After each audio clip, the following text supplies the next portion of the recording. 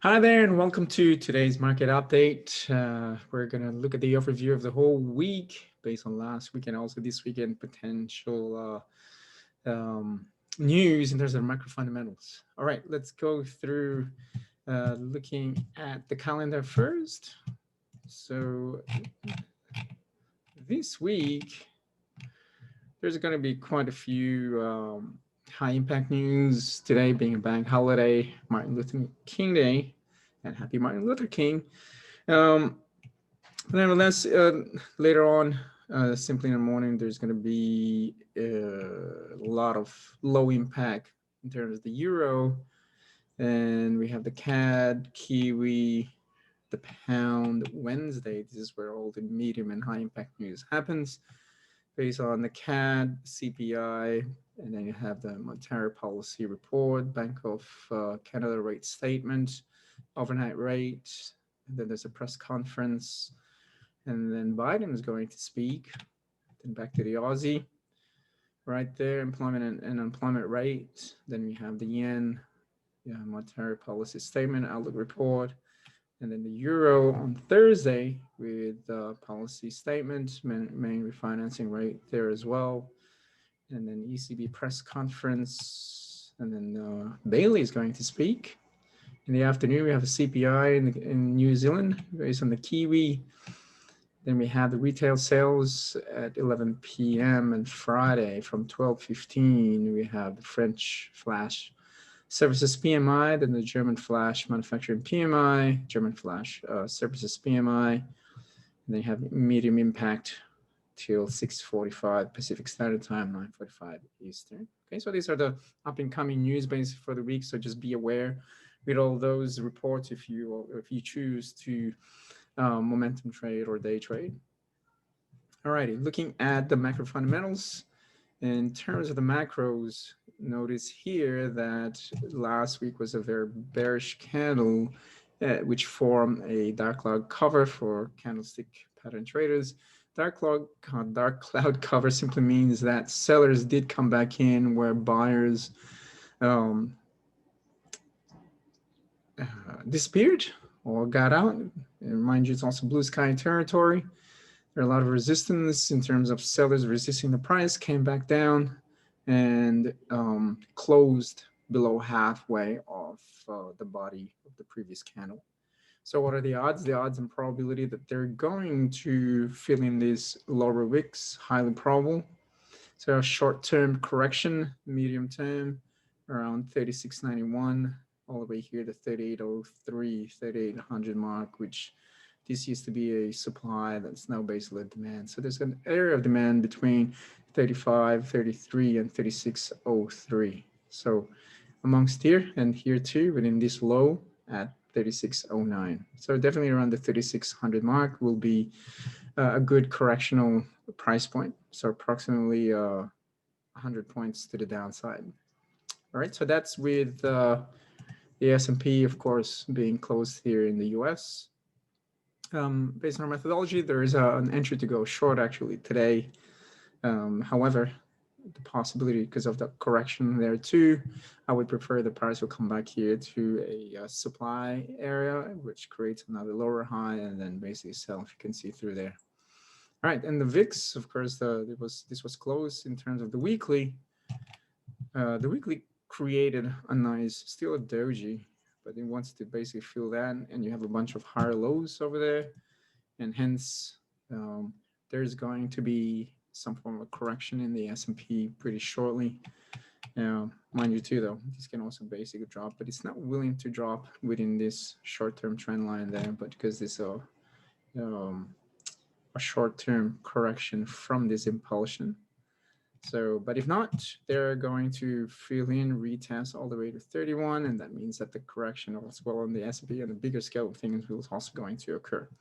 The Dow, based on the weekly, same, simply wasn't as much of a compared to the S&P where it was bearish, but there's also a possibility that this is also going to correct all the way down to 30,000 and 29,280, around 29,200, somewhere here. Okay, so that's my medium-term forecast with that. Create a new peak So from a new peak, either a new lower low here to retest that low, and then a lower high somewhere sometime in the long run. So that being said, short term as well correction, currently priced at demand, and would rather prefer if this will head back to create another minor lower high before you'll continue. So can't go against the trend, and that's with the Dow. Dollar index, very nice. So basically, this is still our notes. This is an area, big area supply, currently forming a gravestone doji, meaning simply sellers are coming back in.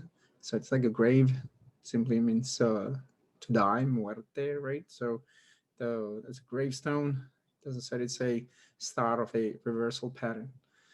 Since it's also a lever supply, and mind you, it's still basically a downtrend. So potentially by tomorrow, it will form an evening star. Weekly time frame, on the other hand, we can't ignore that it also created a very bullish candle last week. So there could be a potential breakout to retest that high right there at 91. However, still basically also in a downtrend, no proper higher low. So I want to see this to retest back to 90, back to 89.50, and then a better price point basically of buying through there when that occurs. And that would happen. Let's look at Texas oil, same.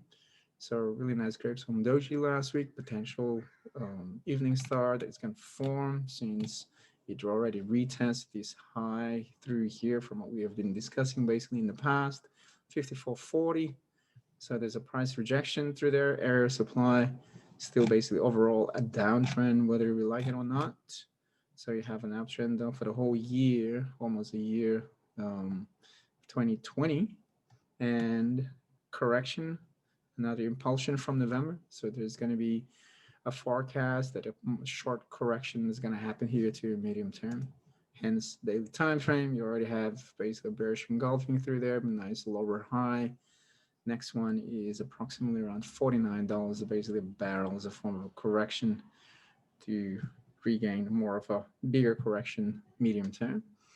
Crude oil, basically same thing. Very nice, love it. There's that finally approaching that both the resistance of the downtrend and the area supply through here, potential as well of an evening star to find a correction around the $46 basically a barrel, $45 a barrel. And gold, I'm bullish short term, currently basically form a hammer, hammering that base all the way around to 1880, all the way to 1933 to retest that, and then basically when it approaches through there, very nice sell. And the reason being because of that very bearish candle oversold there too, oversold and overbought at this point. Currently, definitely way oversold at this point. Area of demand heading towards around the 1880 through there. Okay, so that's with gold. Copper is also part of the correction, also bullish short term. Medium term, I believe there's also going to be some form of a minor correction that's going to happen as well. But overall, still very strong, but also way overbought. The yield, based on the weekly formed uncertainty from very bullish since last year, and hence that's why it's currently leading against the dollar index. Bond markets have also been very weak from here. So there's a potential that it could potentially create another more bullish continuation from actually 11th. Sorry, so it hasn't started yet. So a potential evening start as well. But if not, then a continuation of that momentum 2 weeks ago.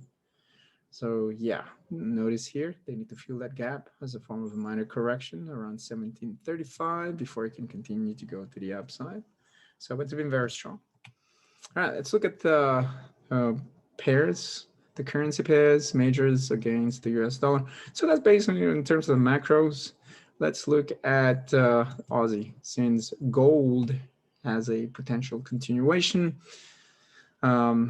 Bullish with the Aussie against the US dollar short term, because the dollar index also is going to be from a correctional standpoint.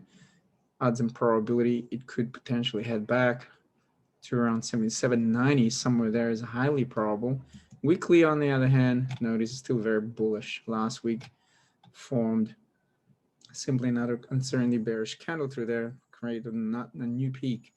So from high, either a new higher low here or a lower low. So currently an area of approach supply last week.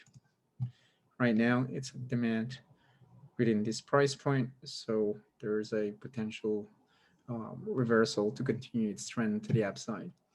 Euro, same thing, hammered the base today. So one of the potential trades, potential morning start tomorrow too. Weekly, on the other hand, very bearish, so can't ignore that one. There's also the decrease in volume, but mind you, still based in an uptrend. The last low was here at 118. So from that 118, based on the weekly, major low here at 116.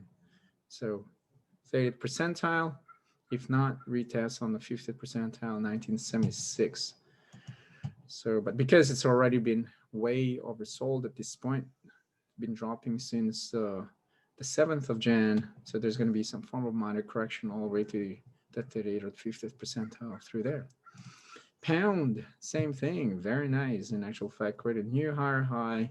It is within the trend, potential bullish through there. Created either a new higher high, a new lower high. Weekly, still basically from a stability standpoint, also in an uptrend. Also potential drop through here, but we'll see when that gets close. Preferably, if the price will come back here, creates a lower high, we're going to short that one. Kiwi. Kiwi also has a potential long, basically based on the continuation of the uptrend, and evening star based on the weekly, potentially it could drop, but because evening star patterns are also correctional patterns, as far as I'm concerned, can go all the way up through here, no proper lower high, may continue all the way to above 73, above the high over there of 73.15. So nevertheless, area of demand in an uptrend, higher probability that it's going to go further to the upside. Dollar CAD was nice earlier. However, you have an uncertainty candle last week.